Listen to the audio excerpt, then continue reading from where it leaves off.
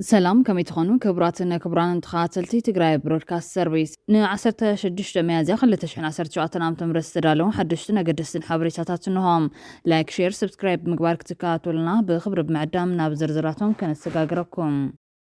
جنرال لتادس وردن مقوام زي تغرز اجندا بقلبات وزي تحسب دقاف رخيبو اللهم شدش تاوارح كفرت حاسب الله بشدش ساعتات استفتحها اي تتعدل لمنقستو اقبابلا تغير اللهم ጋዜጠኛ ዳዊት ከበደ ኣብ መቐለ ተጋጭዩ ብኻሊ ሓበሬታ ምሕዳር ዞባ ደቡብ ትግራይ ንግዜያዊ ምሕዳር ንፕረዚደንት ታደሰ ወረደን ካቢኔኦን ኣይንቕበልን ኢሎም ዞባ ደቡብ ኣብ ትሕቲ ግዜያዊ ምሕዳር ዘይመሓደር ካልኣይ ሙሉእ ዞባ ካብ ምዕራብ ትግራይ ቀፂሉ ይኸውን ኣሎ እዚ ብዝርዝር ክንሪኦ ኢና ኣይተ ጌታቸው ረዳ ከበድ ትሕቶታት ቀሪብሎም ወለዲ ናብቲ ሓራ ዝበሃል መሬት ዝወረዱ መናእሰይ ደቆም ዒዶም ክምልሱ መምርሒ ከም ዝወረደ ተሰሚዑሎም بخالي وغن أسمران أي مقالة قاشا ببانديرات تقرأي عجبات تقبيل هلا محاور لمعات تقرأي بزغل طولو سلست عمتات سلسنة اتشاعت تبيل برنامج كاب كم استلمت أفليتام أبي أحمد أبو قدايك أيح بحري تقدمهم قبطي كاب الصوماليان إثيوبيا زسم بدا قمد أب إيرتران جبوتن زرقي حلام اتسات عيشك زي محدار كله زساتفة تعمانن بأبزحة تقبال نزلون كخونون تسويت من محدارن حزبن زوبا دبوب تግራይ ነይሩ ኮይኑ ግን ብዝተፈላለዩ ዝንባለታትን ሓሳባትን ተጋሩ ሓቆፍ ትጽቢት ዝተገበረሉ ዳግመ ምጥያሽ ግዚያዊ ምሕዳር ትግራይ ካብ ዝኸፍእ ናብ ዝገደደ ምናልባት እውን መጻኢ ዕድል ተጋሩ ዘጸልምት ከይኸውን ዓብይ ስጋኣት ኣሕዲሩልና ኣሎ ትግራይ ብሮድካስት ሰርቪስስ ሰዓት ናይ ዚያቶምን ካልኦት ኣገደስቲ ምዕባለታትን ከካፍለኩም እዮም بقدامنت جنرال تادس وردن مقام زتغرز اجندا بقلباتو زي تحسب دقاف رخيبولو ود ورد زوردو زي نبور زتوحال ممرحي طعامو كقطمو استغرز اجندا فلفل دقاف كوينولو طعام تنايتي بريزيدنت مال 15 ميازيا وكتما وروم حلفت فاينانسن اوتوتن زواتاتن ورداتاتن اخيوا كم زنبرو بمقلاص ابو دما زسعب طبقي ممرحي بموال كلهم فلفلات اوتوت نا بانك نغدي اثيوبيا اتاو كي غبر عزيزوم زخوناتاوي نا بددبيت مايكرو فاينانس وينا بانك وغاغن وينا بانك بس طرح اتاو كخون عزيزو كبل يوم كسيسوم نيروم جنرال تادس ورده نزين برقالا ممرحن تورد تاكبت طعام قريبوم يوم تادس دما ممرح كسدلكم ييلوم زبلو زم طعامتي نز ممرحن تورد مجمرا ميدياتات كابتا خيباك وصاي غيرو زبل كسيوم قريبوم لهم زعبات فصامه زملكت دما وقعو مبرح كانت زيحلهم جنرال تادس ورده اي بحقين تغير وغن صبو غبره زبل دغف رخيبولهم ابز دغفهم زغلوت اكلات ود ورده ناي تግራይ መንግስታዊ አብያተ ዕዮ بورد محدرات كالات ايجنس تاتن نكفليتاتن كوانا منغستا بجت بمايكرو فاينانس ددبيت ببانكتات انبسان وغاغنن كحلفا ممرح كم زوردو بز محبراو ميديا زرغح زل حبريتا حق اندحر كوينوم حدا استراتيجيكا مرحك وسنا زخل قلف وسانه وسينلو مالتيوم ازنت تغيرو اب تግራይ ازيو عبي عقمي زفطريم امون زك قامو زخل سب تግራይ ጠንካራታት ትካላት ክህሉ አዘይደልዮም ኩሎም ባንክታት ሃገራዊ ባንክ بزز زممرح كغزوكا قدن كخون زخل انتخونه ማንም ቤት ዕዮ ኾነ ውልቀሰብ ናብ ዝመረጹ ባንክ ከቱ ዝኽልክል ሕግ ግን የለን እቶም ባንክታት ብገንዘብ ስለዝደልደሉ ኣብ መንግስታዊ ምንቅስቃስ ኮነ ኢንቨስትመንት ትግራይ ዓብይ ዓቕሚ ዝፈጥር እዮም እሞት ውሳነ ሓቂ ግበሮን ኣብ ተግባር እውን ይቀይሮ ይዘብል ኢሎም ኣሎም ኣብ እዋን ጆኖሳይዳዊ ኩናት ትግራይ መንግስታውን ትካላት ኢትዮጵያ ህዝቢ ትግራይ ምስ ገንዘቡ ክጠሚ ክመውት ምግባረን ከያክል ፍልፍል ባጀት ማዕደጋ ኣጽዋር ኮይነን ከም ዝተዋሳ ይርስዓን ስምዕ ፕሪቶሪያ ብዝተፈረማ ብዝነበረ ናይ 5 ኣዋርሕ መንግስቲ ኣልቦ ወቅት እውን ብዙሓት ባንክታት ናብ ትግራይ ንምእታው ቅድመ ኹነት ከኣምጣ ከም ዝተረኣየ ይርስዓን ከም በዓል ባንክ ወጋገን ዝኣመሰሉ ባንክታት ብትሕግን ዝገጠሞም ኪሳራና ፈለጦም ናብ ትግራይ ብምእታው ስርሖም ከም ዝተመለሱ ዘይርስዕ ኮይኖም ድሕሪ ሕዝን ባንክታት ብሕቲ ዝግበር ምትባዕ ዝድግፍ እምበር ዝነጽግ ከም ዘይኮነ ኣብ ግምት ዘእቱ ኣካላት እዮም እምበኣር ነቲ ተቃውሞ ብድጋፍ ሚዛኑ መንዚዖም ወዘሎም ኩሉ ትግራዋይ ዝርከቡ ገንዘብ ኣብ ባንክታት ወጋገንን ኣንበሳን ክዓቁር ክልክሐን ኣሎ ብጆኖሳይዳዊ ኩናት ዝዓነወ ቁጠባ ትግራይ ክለዓል እንተኮይኖም እዘን ባንክታት ድማ ብስርዓት ንዓማዊለን ግቡል ልቃሕ ከባይ ግባ ዝብል መልእክቶም እና መሓላለፍዮም ኣብ መወዳታት ዘገርም ነገር ጀነራል ታደሰ ወረደ አውሪድዎ ዝበሃል ዘሎ መምርሒ ኣብ ትግራይ ጥራሕ ዘይኮነስ ኣብ መላ ኢትዮጵያ ዝግበር ዘሎ እዮም ባንክ ንግዲ ኢትዮጵያ እውን በዛ ማሪሩ ኣብ ሰለስተ ክልላት ዝግበር ዘሎ ምቅያር ሓሳብ መንግስታዊ ፋይናንስ ከያክል ዝኣክቦ ተወሳኺ እሴት ታክስ ክኽፈል ይግደድ ከም ዘሎ እዩ ጋዜጣ ሪፖርተር ፀብፂቡ ዘሎ ባንክ ንግዲ ኢትዮጵያ ፕሬዝደንት ዝኾነ አቢሳኖ ናይ ክልል መንግስታት ሒሳቦም ብሽም ክልሎም ናብ ዝተጣየሹ ባንክታት ስለዘዝርዎም ኣብ ናይ ትካል ትካል መኽሰብ ርኡይ ምንካይ ከም ዘምፀ ሪፖርት ኣቕሪቡ ነይሩ እዚ ማለት ክልል ኦሮሚያ ምስ ባንክታት ኣዋሽ ኦሮሚያ ሕብረት ስራሕ ኦሮሚያ ይሰርሐሎ ማለት እዩ ክልል ኣምሓራ ድማ ምስ ዳሽን ኣምሓራ ኣቢሲንያ ጸደይ ኣባይ እንትትሰርሕ ክልላት ሲዳማን ሶማሌን ድማ ምስ በዓል ባንኪ ሲዳማን ሸበሌን ይሰርሕሎ ማለት እዩ ሕዚ ወዲ ወረደ ንህዝብናን ዓድናን ክረብሕዎ እዮም ኢሉ ምስ ዝኣምኖም ባንክታት ምስርሑ እንታይ ሓጢያቱ ዝብል ሕቶ ዘበገሰ ኮይኖም ኣብ ትግራይና ክንዲ ባንክታት ወጋገንን አንበሳን ዛክል ማሕበራዊ ሓላፍነቱ ዝዋፃ ፋይናንሳዊ ትካል የለን ንህዝብና ካብ ዝጎዱ ጻዕዳ ፕሮፓጋንዳን ትንዕቀብ ጽቡቅ እዮም ካልኣይ ድማ ምስ ባንኪ ንግዲ ኢትዮጵያ ዘይምስራሕ ማለት ብርግጽ ኣይንሰርሕን ዝበለ የለን ግን ንውዕል ፕሪቶሪያ ምፍራስ ማለት ኣይኮነን ዝብል ርእይቶ እውን ተዋሂቡሎም ብኻሊ ሓበሬታ ንሽዱሽተ ኣዋርሕ ክፍረድ ተሓሲቡሉ ኣብ 6 ሰዓታት ዝተፈትሐ ዝተዳደለ መንግስቱ ኣቀባብላ ተገይሩሎም ሰራሕተኛታት ቢሮ ትራንስፖርትን መራኸብን ጊዜያዊ ምሕዳር ትግራይ ሎም ዕለት 16 ሚያዝያ 2017 ዓ.ም ኣቀባብላ ገይሮምሉሎም እቲ ብሕጊ ወይዘሮ ፈትለወርቂ ገብረ እግዚአብሔር መኪና ከረክቦ ብተደጋጋሚ ሓቲቱ ዘይቀንዖ ሓላፊ ንሽዱሽተ ኣዋርሕ ክፍረድ ተሓሲቡሉ ብፀቕጢ ህዝብታ መኪና ካብ ኢድተን ሓላፊት ምስ ተረከበ እዩ ሎሚ ኣቀባብላ ተገይሩሉ ዘሎ ኣይተዳደለ መንግስቱ ክፍታሕ ፕረዚደንት ትግራይ ነበር ጌታቸው ረዳ ዝርከቡም ኣካላት ጸጥታት ዝገበሩ ኮይኖም ኣብዛ ኣወንታዊ ኣበርክቶን ዝገበራ ጌታቸው ረዳ ግና ከበድ ሕቶታት ቀሪቦም ሙሉሎም ካብ መሰረት ቀዳሞት ንሰብኣዊ መስላት ዝኾነ ኣይተ መብርሂ ብርሃነ ናይተ ጌታቸው ረዳ ካብ ዘቕረቦም ከበድ ሕቶታት ዝስዕቡ ነጥብታት ዝሓዝዮም ኣይተ መብርሂ ብርሃነ ናይተ ጌታቸው ረዳ ኣብ ጉዳይ ኣይተታደለ መንግስቱ ዝሃብኩሙ ሓሳብ ኣኽቢረ ናብ ናይ ባዕሉ ሪቶን ሕቶን ክቐጽል ዝበል ኮይኖም ፕረዚደንት ጊዜያዊ መንግስትና ኣለኹም ብፌርማኹም ዘጽደቅኩሞም ሕግታት እንትትዝክሩ እንታይ ይስማዕኩም ብፍላይ ድማ በቁጥሪ 4 እዝባር 2016 ዝበሃል ዘይሕገ መንግስታዊ ዝኾነ ፍትሕ ናይ ምርካብ መሰል ዝኸልን ይግበንን ናብ ቤት ፍርዲ ሰበር ዝኽልክል እንትትፍርሙ ብስሩ ኣንቢብኩም ወዶ ወይስ ኣፈራሪሖምኩም እዮም ኣፈሪሞምኩም ዘንበብኩም እንተፈሪምኩም ምስ ሰነፊኩም ማለት እዮም ብምፍራሕ ከም ዝፈረምኩም ሓበሬታ ወይ መረዳእታ የለን እቲ ደንቢ ዘይሕገ መንግስታዊ ብምዃኑ ሕቶ ተላዒልዎ መልሲ ክትቡ ብጉባኤ መጻሪ ሕገ መንግስት ፌደራል ተኣዝዝኩም ጠንጠነልና መዋልኩም ምኽባር ሕገ መንግስት ይድን ነይሩ እዚ ኩሉ ልዕልነት ሕግን ሕገ መንግስትን ክሸርሸረን ሃደሽ ክብል ዝስራሕኩም ስራሕ ዘንጊዕኩም ሾርት ሚሞሪ ዝብል ብሂል ሓለቃኹም ሒዝኩም ብዛዕባ እቲ ትብልዎ ዘለኹም ጥሕሰታት ክትዛረቡ ሞራል ካበይ ኣምፂኹሞ ብምዋል ኣይተ ጌታቸው ረዳ ኣብ ዘመነ መሪሕነቱ ዝፈጸሞም ጥሕሰታት ዝምልከት ምላሽ ክህብ ሓቲቱሎም ጋዜጠኛ ዳዊት ከበደ ኣብ መቐለ ተጋጨም እዚ ግጭት ናይተ ጌታቸው ረዳ ስልጣን ሲኑ ከዓብዲ ዝብል ዘረባ ድሕሪ ምዝራቡ ዘጋጠመ እዮም አንገዚ ናዊ ከምዚ ወስዶም እንደይ ኣነ ሓደሻ ይሰጊ ትጌታቸው ተዘይንስእኖም ደስ ይብለንና ናብ ሶሳይድ ናብ ገለውን ክኸይድ ብዝኽእል ደረጃ እዩ አንገሮም ክስታይ ዝገብር ዘለና በቃ ርግይ ይወሉ ሕክምናም ይከታተሉ ምንም እኮ ክሳብ ኩሉ ዘይ ኮታ እስመ ይኮን ሂው ተዋይዎም ዕድል ክልተ ዓመት ቀሊል ግዜ ይኮን ክልተ ዓመት ዓድኩም እኮ ሚድተርም ኢሌክሽን ዝግበረሉ እኮ ቀሊል ግዜ ይኮን በቃ ሕክምናም ይከታተሉ ወስታይ ይኮን ዘአንገዚ ሎማንቲ ደጋጊሞም ንዘቕረብዎ ግቡእ ሕቶ ግቡእ ምላሽ ንዘይ ምርካቦም ከም ዘሕዘኖም ኣባላትን ኣመራርሓን ማሕበር ህንፀት መንበር ገዛ ሰብዓ ካሬ ገሊፆም ኣለዎም ኣባላትን ኣመራርሓን ሰብዓ ካሬ ሎሚ ሚያዝያ 16 2017 ዓ.ም ንዝሓለፉ 6 ዓመታት ዝተጎተተ ሕቶም ክምለስ ዝጠመተ ሰላማዊ ሰልፊ እኳ እንተካየዶም ንሕቶም ምላሽ ዝህብ መንግስታዊ ሓላፊ ኣይተረኸበን ኣባላትን ኣመራርሓን ሰብዓ ካሬ ንፍርቂ መዓልቲ ዝኣክል ኣብ ቤት ፅሕፈት ፕረዚደንት ጊዜያዊ ምሕዳር ድምፆም ብምረት ኣስሚዖም እንተኾነ ግን ንምረቶም ሰሚዑ ምላሽ ዝህብ ሓላፊ ዘይምርካቡ ጓሂኦም ዕፅፊ ከም ዝገበሩ ተዛሪቦም ኣብ ማእኸል እዚ ግን ጋዜጠኛ ዳዊት ከበደ ምስቶም ሰልፈኛታት ተጋጮም ኣብቲ ግጭት ዝነበሩ ሰባት ኣብ ዘካፈልዎ ሓበሬታ እቲ ሰልፈኛ ናብ ደጀን ቢሮ ዝመፀ ከባቢ 2 ሰዓት ንጎዮም ጥርዓን ሳልሳይ ዙር ሰብዓ ዘለና ሰባት ቅድሚ ዳዊትና ተረኺብና ድሕሪና ዝመፀ ዳዊት ተፈቲሹ ናብ ጀነራል ታደሰኣት እዩ ንሕና ሕቶና ሒዝና ኣብቲ በሪ ንልዕሊ 5 ሰዓታት ፀኒሕና ንሕና ምላሽ ኣብ ዝንፅበየሉ ወቅቲ ግን ዳዊት ዝፈተነ ፈተነ ሓደገኛ እዩ ድሕሪና ዝመፀ ዳዊት ብዛዕባኹም ንጀነራል ታደሰ ሓቲተየ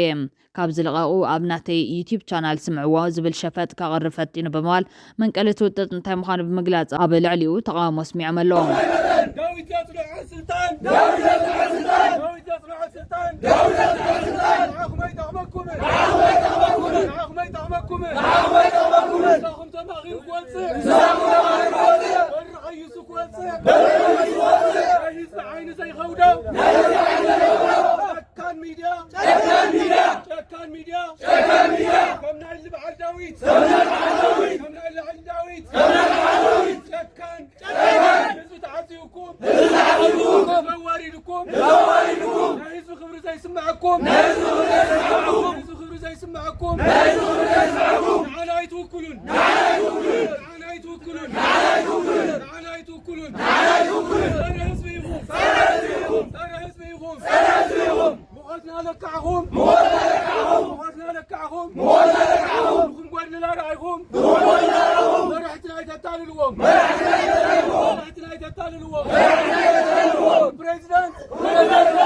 بريزيدنت خاو داويد احنا نقرب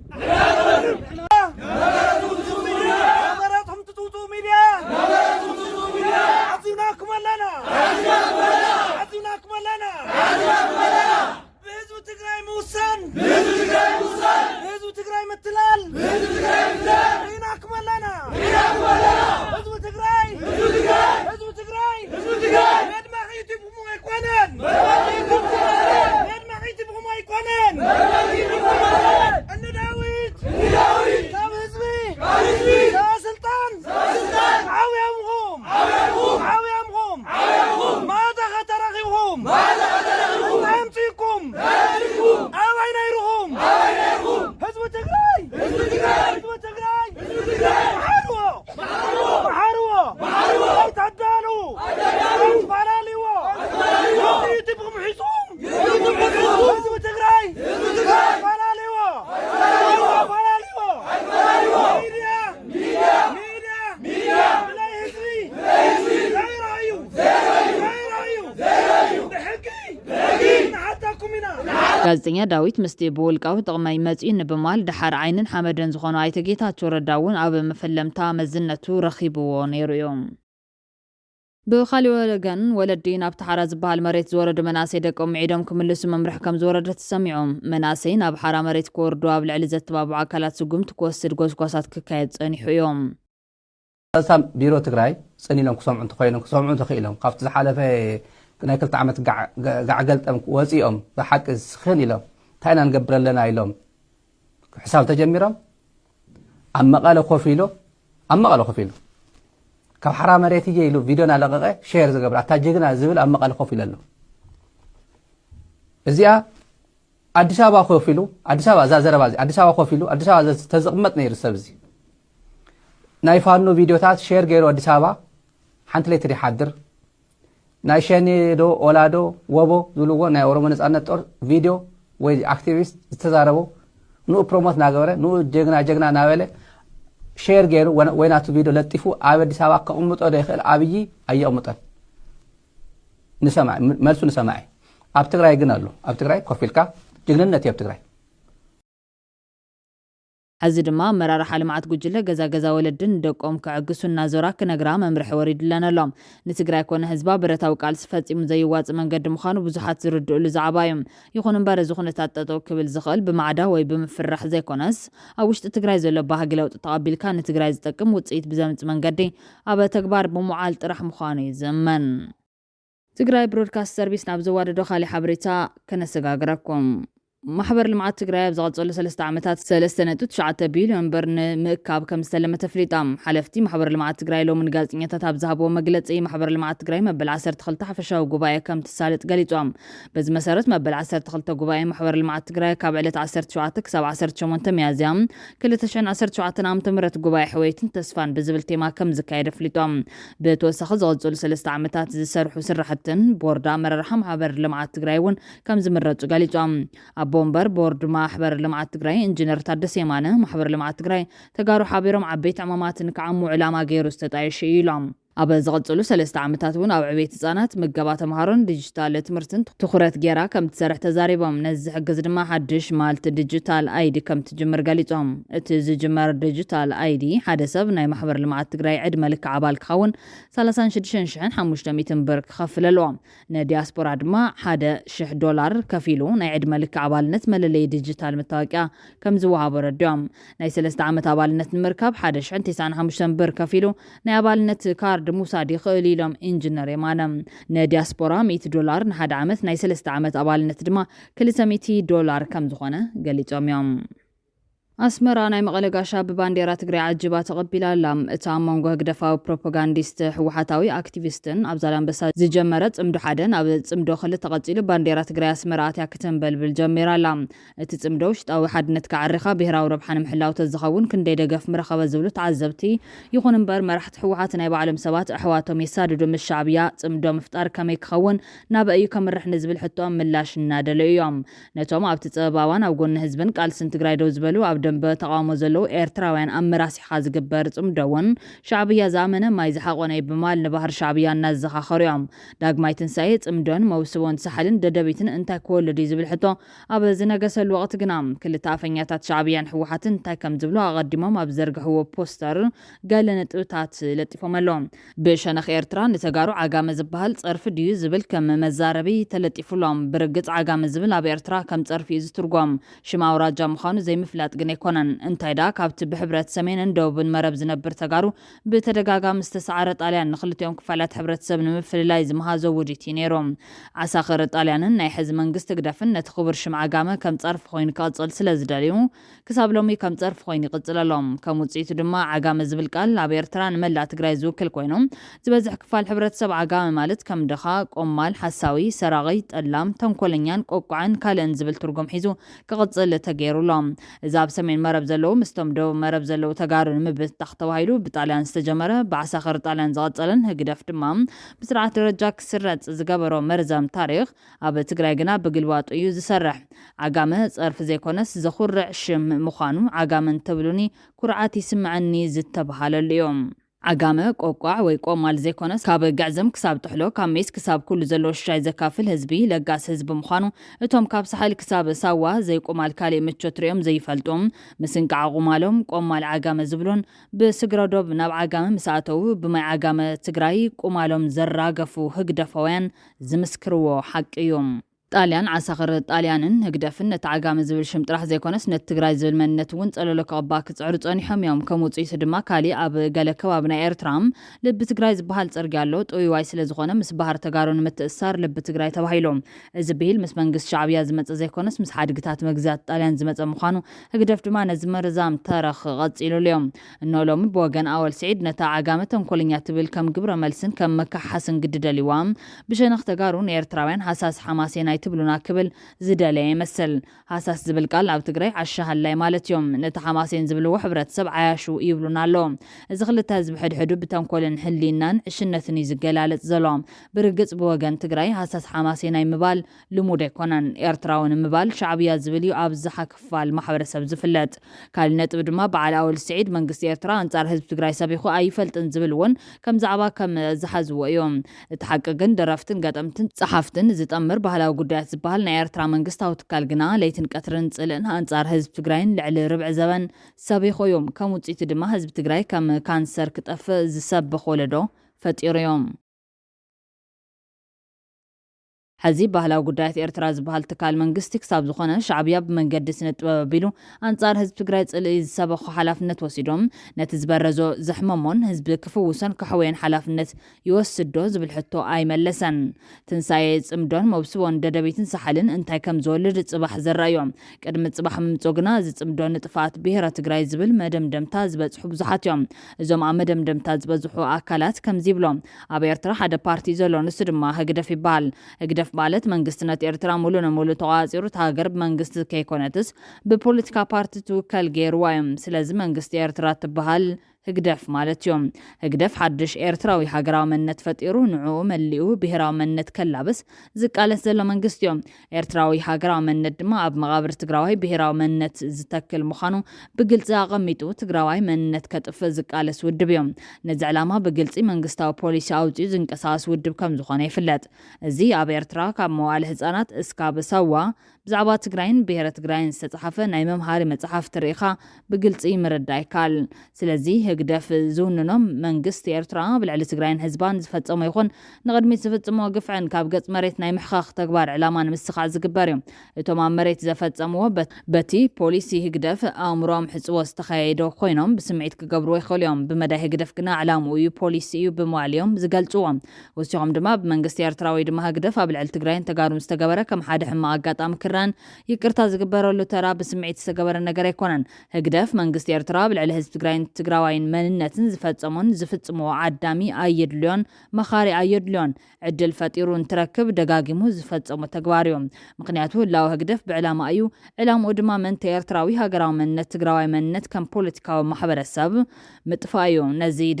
ድሌትና እንተፀባበቕናዮ እቲ ሓቂ ግና እዚኦም ኣብ ኢትዮጵያ ሕዚ ናይ መንነት ፖለቲካ ተዓብላላይ ፖለቲካ እዩ ዳርጋ ኩሎም ብሽም ኢትዮጵያ ፖለቲካ ዝሰርሕ ንመንነታዊ ፖለቲካ ዝቃለስ እዮም ብሄራዊ መንነት እንትንብል ሃገራዊ ማለት ኣይኮነን ንትግራዋይ መንነት ካብ ኤርትራዊ ሃገራዊ መንነት ብተወሳኺ ህንፀት ኢትዮጵያዊ ሃገራዊ መንነት ካሊእ ተጻባ እዩ ሕዚ ኣብ ኢትዮጵያ ንኢትዮጵያ ሃገራዊ መንነት ዝቃለስ ብዙሕ ኣይኮነን ብፍላይ ብልጽግና ድሕሪ ምምጽኡ ናይ መንነት ፖለቲካ ስልጣን ሒዙ ኣብ ታሪኽ ዝሃገረ ጫፍ ዝበጽሐሉ ኮይኑ ይርከብ ኣብዝሓ ኢትዮጵያዊ ሃገራዊ መንነት ዘቐንቅን ፖለቲካዊ ሓይሊ ንብሄራዊ መንነታዊ ቃልሲ ሓይሊ መተኣኸብ ስለ ዝጠቕሞም ዘልዕሎ እዮም ስለዚ ኢትዮጵያዊ ሃገራዊ መንነት ዘልዕል ንስልቲ ብምባል ሕዚ ኣብ ኢትዮጵያ ብሕታዊ ካብ ልቡ ንኢትዮጵያ ሃገራዊ መንነት ዝቃለስ ውድብ ሕወሓት ጥራሕ እዮም እዚ ንክትርድኡ ናይቲ ብዘይ ሕንከት ብግልፂ ዝዛረብ ናይ ስብሓት ነጋ ኢንተርቪዋት ስምዑ ወይ ሰነዳት ሕወሓት አንብቦም ኢትዮጵያዊ ሃገራዊ መንነት ድማ ብተደጋጋሚ ናይ ትግራዋይ ብሄራዊ መንነት ብዝተፈላለየ መንገዲ ክሓክኽ ተንቀሳቂሱ እዮም ኣብ ኢትዮጵያ ናይ ዝፀረ ብሄረ ትግራይ ዕላማ ቀንዲ ተሰካም ድማ ሕወሓት እዮም ሕዚ ህግደፍን ሕወሓትን ሓቢሮም ክሰርሑ ሸበድበድ ይብሉሎም ክልቲኦም ሓቢሮም ክሰርሑ ዝኽእሉ ንሰለስተ ዕላማታት ጥራሕ እዮም ሓደ ሓበራዊ ዕላምኦም እዩ እቶም ክልተ ድማ ነናይ ባዕሎም ዕላማታት ሓበራዊ ዕላምኦም ብሄረ ትግራይ ከም ፖለቲካ ማሕበረሰብ ከይህሉ ምግባር ብተወሳኺ ድማ ኤርትራዊ ሃገራዊ መንነት ንምሕላው ወይ ድማ ኢትዮጵያዊ ሃገራዊ መንነት ንምሕላው ናይተን ውዳብ ህልውና ብዕላመን ስለ ዝግለጽ ንዓርሰን ከድሕና ዝብል መካቲ ዕላመን ከድሕና ብዝብል እዮም ስለዚ ናይዘን ክልተ ፀረ ብሄር ትግራይ ውዳበታት ሓቢርካ ምስራሕ ባህርያዊ እዮም ኣብ ልዕሊ ተጋሩ ዘተግበረ ግፍዒ ይኹን ኣብ ልዕሊ ብሄር ዝተፈጸመ ጆኖሳይድ መፈላለይ ዛዕበን ክኸውን ይኽእልን ብተዘዋዋሪ ውፅኢት ዕላመን እዮም ንመንነት ብሄረ ትግራይ ዝተሰከመ ፖለቲካ ማሕበረሰብ ከይህሉ ምግባር ኣብ ዝሕፀቦ ዝተኻየደሎም ስምዒታውያን ናይ ክልቲኦም ደገፍቲ ክልቲአን ውዳበታትን ብመንግስታት ኣብ ልዕሊ ብሄር ዝተገበረ ጭካነ ይቅር ብዛዕባ ምባሃል እንትዛረቡ ይስማዕ እዩ ይኹን እምበር ካብዞም ውዳበታት ከይረሓኩም ትገብርዎ ይቅርታ ነቲ ተግባር ደጊምኩም ንክትፍጽምዎ ዝግበር ቃል ኪዳን እዮም ስለዚ ብሓቂ ኣካል እዚ ብሄር ኢና ትብሉ ደገፍቲ እዞም ክልተ ውዳበታት ነዚ ብሄር ክትውዕልሉ ትኽእሉ ሓደ ውዕለታ ንዓርስኹም ካብዞም ክልተ ውዳበታት ምርሓቅ እዮም እዞም ፀረ ብሄርና ዝኾኑ ውዳበታት ሓበሩ ኣይሓበሩ ዕላምኦም ፀረ ብሄረ ትግራይ እዮም ኣብ መወዳእታ ዕላምኦም ዝዕወት ብሄረ ትግራይ ከም ፖለቲካ ሓይሊ እንትጠፍዩ ብምባል ክልቲኦም ውድባት ናይ መወዳእታ ዕላምኦም ብሄረ ጥፊኻ ሓደ ሃገራዊ መንነት ምፍጣር ምዃኑ እዮም ዘመልክቶም ብወገን ሕወሓት እዚ ኣብ መእተዊ ሕገ መንግስቲ ኢትዮጵያ ዝተጠቐሰ ንሕና ብሄረሰባትን ህዝብታትን ኢትዮጵያ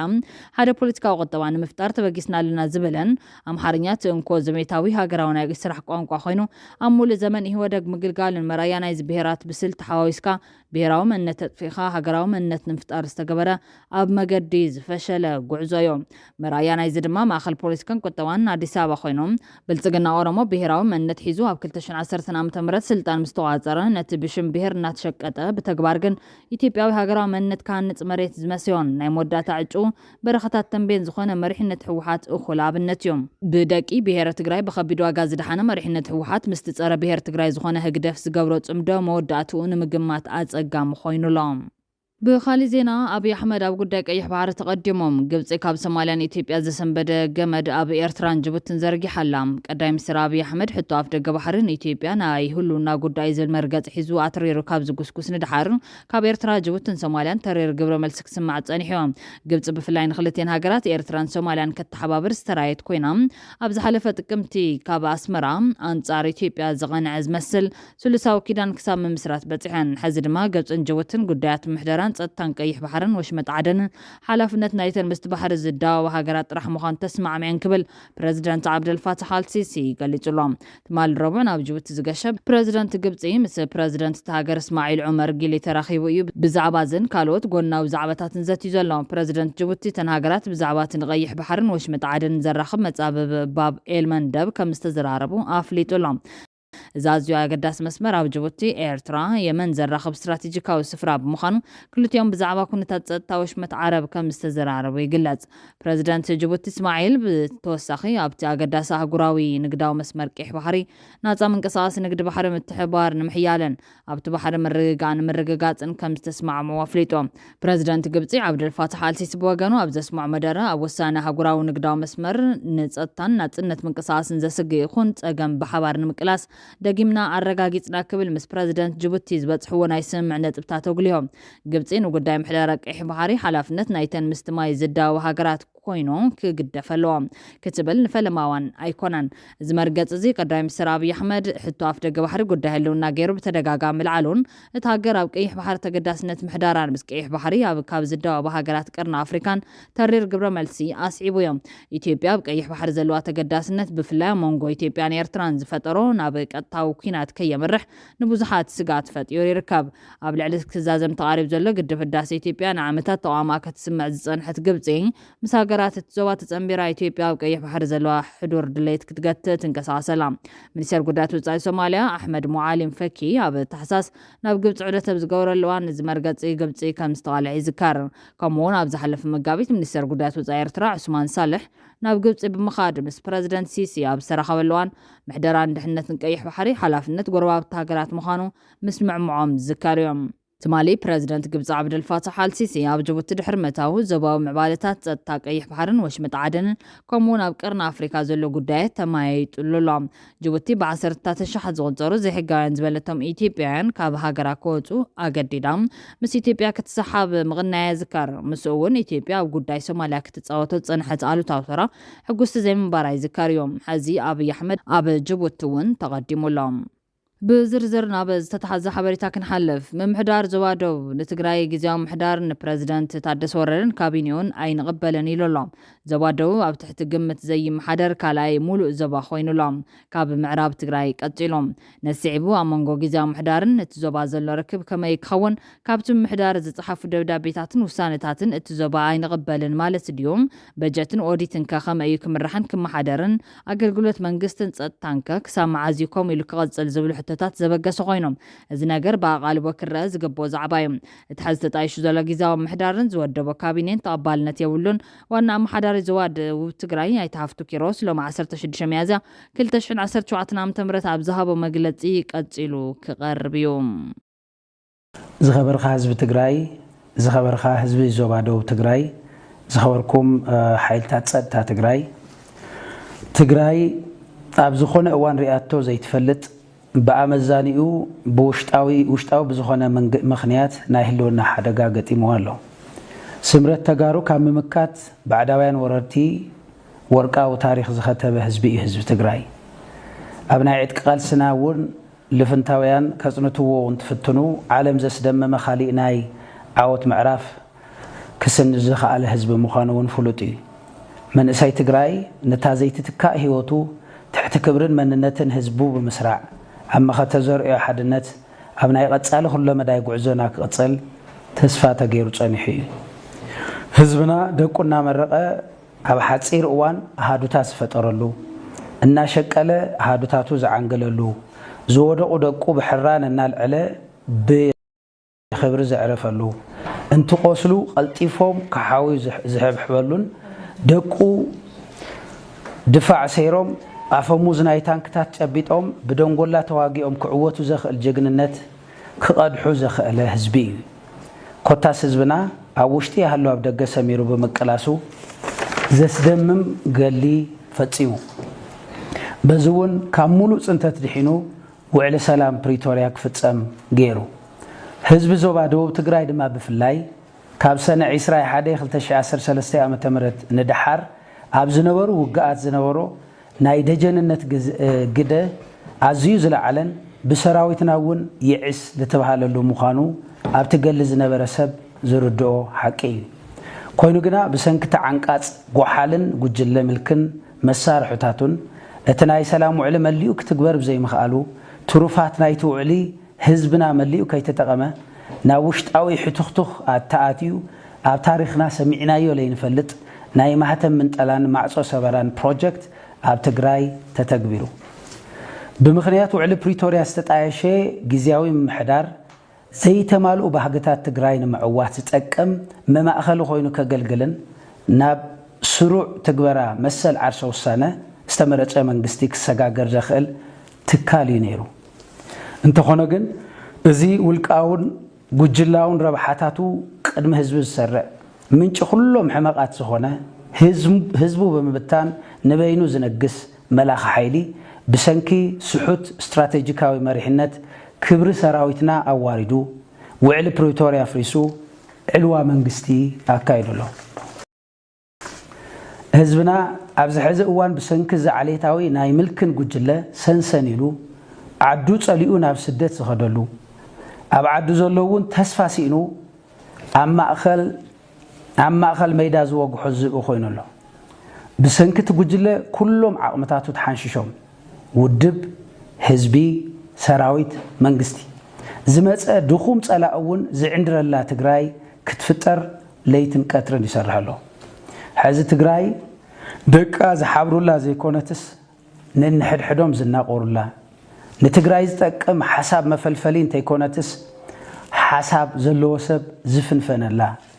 ርእሶ ዲኑ ክነብር ዝግበረላ ብውልቀን ብጉጅለን ዝስደተላ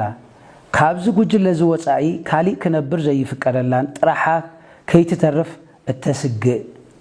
ክልል ኮይናላ ሉኣላውነት መሬት ትግራይን ተፈናቀልትን ናብ ንሙር ዘይምምላሶም እንትረአ ድማ ትግራዋይ ከም ብሄር ተበታቲኑ ዝተርፈሉ ዕድል ይገፍሐሎ ስለዝኾነ ሎሚ ከም ተጋሩ ነዚ ከምዚ ዝመሰለ ኣብ ልዕሊ ብሄርና ዘንጸላለዋ ሓደጋ ዋና ፍልፍል ዝኾነ ዓንዳሪ ጉጅለ ካብ እንግድ ዓና ምሕውና ካብ ምድር ባይ ወፃኢ ካሊእ ዘተኣኻኽበና ኣጀንዳ ዝህሉ ኣይመስለናን ካብዚ ጸገም እዚ ንምድሓን ቁልፊ መንገዲ ድማ እቲ ሕዚ ብፕሬዝዳንት ጀነራል ታደሰ ወረደ ዝተጣየሸ ካቢነ ግዝያዊ ምሕዳር ትግራይ ምዃኑ ንኣምን እቲ ዝተጣየሸ ግዝያዊ ምሕዳር ኩሉ ዘሳተፈ ተኣማንን ብኣብዝሓ ተቐባልነት ዘለዎን ክኸውን እውን ትፅቢት ምምሕዳርን ህዝብን ዞባ ደቡብ ትግራይ ነይሩ ኮይኑ ግን ብዝተፈላለዩ ዝንባለታትን ሓሳባትን ተጋሩ ሓቆፍ ትፅቢት ዝተገበረሉ ዳግመ ምጥያሽ ግዝያዊ ምሕዳር ትግራይ ካብ ዝኸፍአ ናብ ዝገደደ ምናልባት እውን መጻኢ ዕድል ተጋሩ ዘጸልምት ከይኸውን ዓብዪ ስግኣት ኣሕዲሩልና ኣሎ ካቢነ ምምሕዳር ዞባ ደቡብ ትግራይ ዕለት 13 ሚያዝያ 2017 ዓ.ም ኣብ ዘካየዶ ስሩዕ ኣኸቢኡ ነዚ ሕዚ ንሰምዖ ዘለና ሓድሽ ኣወዳድባ ግዝያዊ ምሕዳር ትግራይ ንተጋሩ ብፍላይ ንባህጊ ህዝቢ ዞባ ናብ ዘለዎ ትርጉም ገምጊምዎ ኣሎ እቲ ዝጣየሽ ሓድሽ ካቢነ ግዝያዊ ምሕዳር ትግራይ ሓቋፋይነቱ ኣሳታፋይነቱ ሕቶታት ህዝቢ ናይ ምምላስ ዓቕሙ ህዝባዊ ውግንንኡን ብድምር ትግራይ ናይ ምሽጋር ኩነታቱ ብዕምቀት ድሕሪ ምርኣይ ቅድሚ ሕዚ ዝነበረ ተዋፅኦ ማለት ተናሓናሕቲ ብሄራዊ ውድባት ነባር ሕወሓት ወዘተ ጠቕሊሉ ብዝበሃል መልክዑ ነቲ መላኸ ጉጅለ ዘረከበ ባህግታት ህዝብና ዝጨወየን ፀረ ደለይቲ ለውጥ ኮይኑ ረኺብናዮ ኣለና ብፍላይ ድማ ህዝቢ ዞባና እቲ ጉጅለ ምልኪ ጉባኤ ኢሉ ዝፀውዖ ዘይስሩዕ ኣኼባ ዘይተሳተፈ ምዃኑ እናተፈለጠ በቶም ንሱ ዘይፈልጦም ንስልጣኖም ክብሉ ውድብ ዝበተኑ ከባቢ እናፀውዑ ህዝቢ ዘናሽው ፅግዕተኛታት በቶም ኩናት እምበር ሰላም ዘይምነዩ ጥቕመኛታት ዝተመልአ ሓድሽ ምደባ ግዝያዊ ምሕዳር ትግራይ ክምራሕ ምፅዓን ፈፂሙ ተቐባልነት የብሉን ስለዝኾነ ነዚ ምጥያሽ ካቢነ ግዝያዊ ምሕዳር ትግራይ ብላዕለዋይነት ዝመርሑ ፕሬዝዳንት ግዝያዊ ምሕዳር ትግራይ ጀነራል ታደሰ ወረደ ነቲ ኩነታት ብዝግባእ ብምርዳእ ደጊሞም ዝርእሉን ዘመሓይሽሉን መንገዲ ክፍጠር ንሓትት ናይ ዞባና ኢሉ እውን ክልልና መጻኢ ናይ ምዕባይ ዕድልና ዓብዪ ደንቀራ ምዃኑ ተረዲእና ኣለና ኣብተን ካልኦት ሴክተራት እውን እንተኾነ ብሽም ኮታ ታራ ፖለቲከኛታት እንተይኮነስ ሓቋፋይነቱ ከም ዘሎ ኮይኑ ነቲ ስራሕ ፈሊጡ ኣብ ሓፂር እዋን ነቲ ዝሓለፈ እውን ዘከሓሕዝ ስራሕ ናይ ምፍፃም ክእለትን ዓቕምን ዘለዎም ተጋሩ ክመርሕዎን ከም ዝግባእ ንኣምን እዚኦምን ካልኦትን ሓደጋታት ትግራይን ዞባናን ብዕምቀት ዝሰተየ ካቢነ ዞባ ደቡብ ትግራይ ኣብ ምድሓን ትግራይን ተጋሩን ልዑል ብፅሒት ንዘለኩም ኣካላት ዝስዕብ ፃውዒት የቕርበልኩም ኣሎ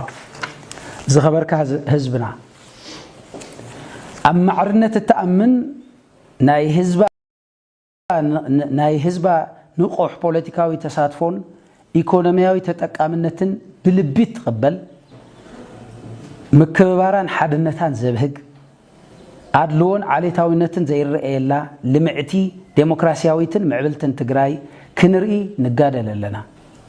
حزب زوبا دوب تجراي دما كابوترو بستفلي من قد تودي بغا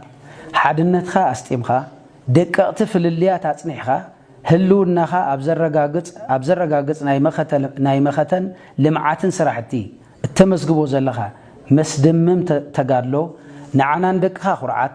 نحزب تግራይ ድማ حدش قدي سلاماون ديمقراسياون ناي امبيتنينت قالسي تكايدلخا بز ድማ قرعاتي حبوناتينا ازي زيت عموم بنيتورك زنغسو ناي ملك غجله زتلمده بارنت تزيت قصيلو كم سعرت حاسبهم قالخا كخلفو تطقامنتخا كبرعنون مس كلهم مسارعتهم ناي موتن حيتن قالسي يكايدلو قالسنا كي يخلفن ندحريت كي يملسن دكانسيو زوبانا مرحت هايمانوت عبيت عدي ابو غربات دوبرتي جغانو حربኛታትናን ነባር አቅምታትናን ሰራሕተኛታት መንግስቲ ወዳበታትኩም አስጢምኩም አንጻረትናይ ምልክ ጉጅለን ሸርሕታቱን ሓደ ኮይንኩም ተረባረው ግዜያው ምሕዳር ትግራይ ግቡእነቱ ሓልዩ ንክጣየሽን አብናይ ልምዓት ዴሞክራታይዜሽንን ዳግመ ህንጸትን ዕማማቱ ተሳተፍትን ተጠቀምትን ክንከውን ድማ አበርቴናን ቃለስ እዝናይ ምልክ ጉጅለ نحزب تግራይ باوراجاونتن ከባቢያውነትን ምትርታሩ ከያኸሎ ሕዚ ድማ ሓዱሽ ናይ ሰሜን ሻዕቢያ ማለት እዩ ደቡብ ኢትዮጵያውያን ማለት እዩ ዝብል ተረት ሒዙልና መጽሎ እዚ ህዝብ ትግራይ ኣብ ክልተ ዓበይቲ ነቃዓት ንምኽፋል ዝተሐቀነ ናይ ሽርሒ ፕሮጀክቱ ሓድነት ህዝብ ትግራይ ላሕሊሑ ምብትታን ዘቀላጠፍ ምዃኑ ተረዲእና بحباراو ربرب كنمكتو كابيني زوبا دوب تግራይ نملا حزبنا يصوع زخبركا من اسينا اب تحتي بطبنجا يكون بنيتوركن سليان رؤسو زدن من اسي مرأي فصيمو قبول ايكونن كاولدها زورسخايو جغننت مس زمنو بموهاد اتغبرو زلخا بودابه زمراح غسغاساي قالسي انكعناتنا خونخا زبلي سدت موت مكرا بارنت زطفء نزيኦም ምንጭ ዝኾነ ጉጅለ ፈሊኻ በመቅላስ ጥራሒ እቲ ግዜ ናትካይ ምዕሩይ ስርዓት መስሪትካ ተጠቃምነትካ ዘረጋገጸሉ ዕድል አብይድኻያ ተወዲብኻ ትገብሮ ዘለኻ ቃልሲ ኣብ ሓጺር እዋን ጠጠው ዝብል ዘይኮነስ ቀጻሊ ንዞባኻን ንክልኻን መደላድል እዩ ኣብ 14 ወረዳታት زوبانا اب 14 ወረዳታት ዘለኹም ወዳበታት መናእሰይ ዞባና ናይ ከባቢኹም ሰላም ካብ ምሕላው ጀሚሩ ምስ ደለይቲ ለውጢ መናእሰይ ተጋሩ ተኣሳሲርኹም ሎሙውን ከም ትማሊ ባህጉኹምን ባህግ ትግራይ ጋህዲ ክኸውን ዘይቅ ቋረጽ ቃልሲ ክትውልዑ ንጽውዕ ዝኸበርኩም ምሁራን ኢሊት መንቃሕቲ ማሕበረሰብ جميرنا يزلنا ناي قالسي ناي كله ربرب زحتتي نز قالس دما نسخوم ازيخوم تقمتيهم بمعدو نار اخذ مصلوت كم زيله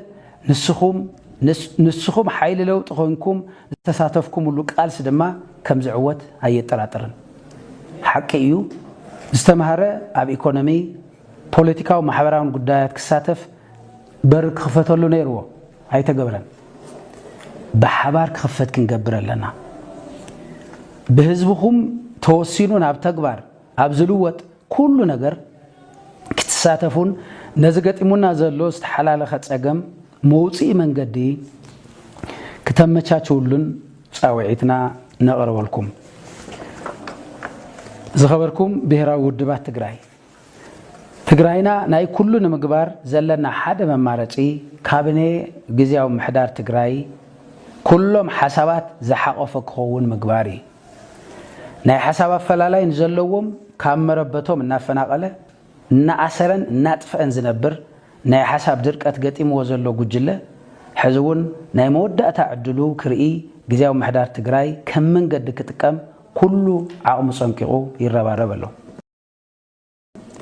اب تግራይنا ካብዚ ዝخف خالي طفات كفصم كفقد يبلون ስለዚህ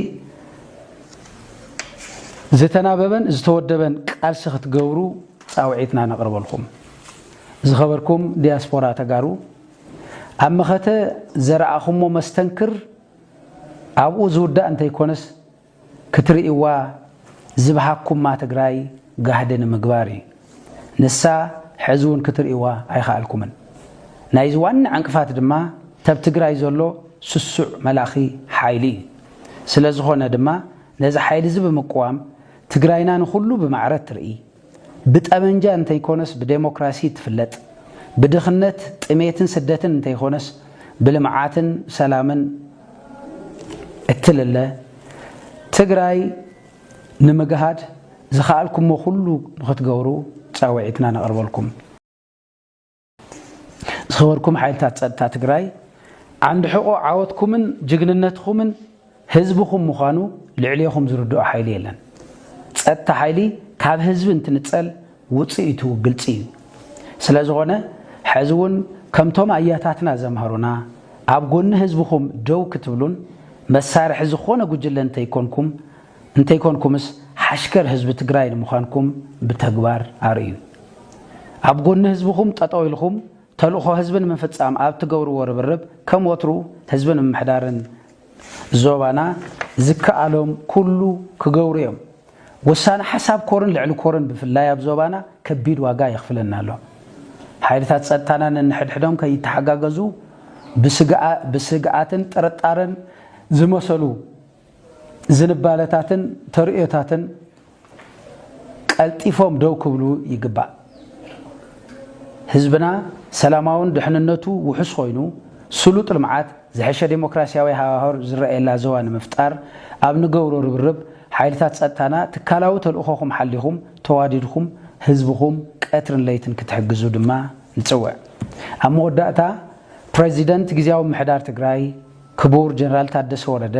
ድምፂ ህዝቦም ሰሚዖም ካቢነኦም ካብ ናይ ሓደ ፍንጫል ጉጅለ ተለኣኣኽነት ሓራ ከም ዘውፅእዎ ብምትእምማን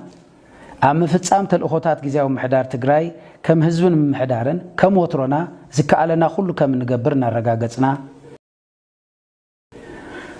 ህዝብናን ኣመራርሓናን ድማ ነቲ ተፈጢሩ ዘሎ ኩነታት ብንቕሓት እናተኸታተለ ብዝተወደበ መንገዲ ዝጀመርናዮም ናይ ሰላምን ፀጥታን ስራሕትና ማይን ተፈጥሮን ብምትእስሳር መስደመም ወያነና ኣብ ከተማታት ናይ ስራሕ ዕድል ፈጠራን ኣብ ሰናይ ምምሕዳር ዝረኣዩ ጉድለታት ንህዝብና ፀላዕላዕ የብሎ ስለ ዘሎ ተረባሪብና ክንፈትሕን ሓድነትና ብዝበለፀ ጠናኺርና ዓቕምታትና ኣብቲ ዋና ፀላእና ብምዕራፍ ቀልጢፍና ካብ ድኽነት ክንወፅእ ነተሓጋገዝ ንብል ንለውጢ ንሕበር ክብርን ሞገስን ስዋዕትና ሚያዝያ 2017 ማጮ ይቕነለይ